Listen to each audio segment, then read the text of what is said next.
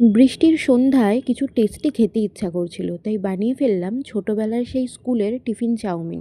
এখানে চাউমিন নিয়ে নিয়েছি একটু বিনস, গাজর, পেঁয়াজ, আলু। তো ফার্স্টেই চাউমিনটাকে সিদ্ধ করতে বসিয়ে দিয়েছি, আর এই ফাঁকে সবজিগুলো কেটে নিয়েছি। তো এখানে অলরেডি বাড়িতে একটা ডিম সিদ্ধ ছিল, তো সেটাকেই আমি কাজে লাগাবো। তো অ্যাট ফার্স্ট আমি চাউমিনটাকে সিদ্ধ করে জল ঝরাতে রেখে দিয়েছি।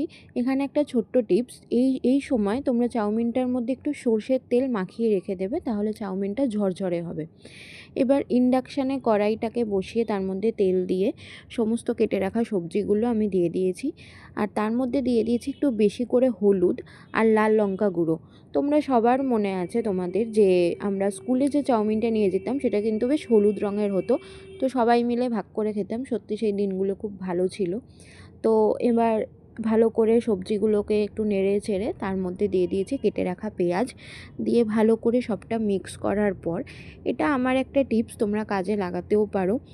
বাড়িতে যদি ভেজ মেয়োনিজ থাকে একদম একটুখানি এটার মধ্যে দিয়ে দেবে, দেখবে একটু চাউমিনটা না টেস্টটা খুব ভালো আসে। মানে এটা পার্সোনালি আমার টিপস, তোমরা ইউজ করে দেখতে পারো। তারপর চাউমিনটাকে দিয়ে দিয়েছি, দিয়ে এবার সবশেষে নুন দিয়েছি আর বাড়িতে বানানো চাট মশলা দিয়েছি। দিয়ে এবার দেখো ওই সিদ্ধ ডিমটাকে আমি কেটে এরকমভাবে চাউমিনের উপর দিয়ে দিয়েছি। খেতে হেভি হয়েছিল, তোমরাও ট্রাই করো এবং কমেন্ট করো।